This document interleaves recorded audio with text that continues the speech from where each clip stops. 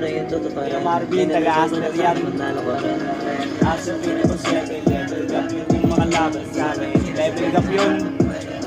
Lagi dapat magsikap sa buhay. Nasa kami. Dinarasal ko na sana manalo ka rin. Di man kita masagin. Ayaw kitang maligaw. Gusto kitang matanaw ng Phase 1, Marvin, cellphone repair.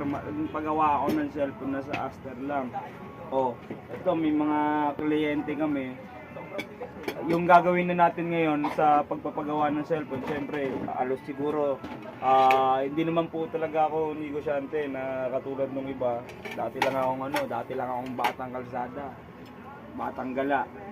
Wala akong alam sa pagninegosyo. Kung hindi ka naniniwala, taga Gladiola lang ako, taga Phase 1. Punta mo yung tatay ko nandun.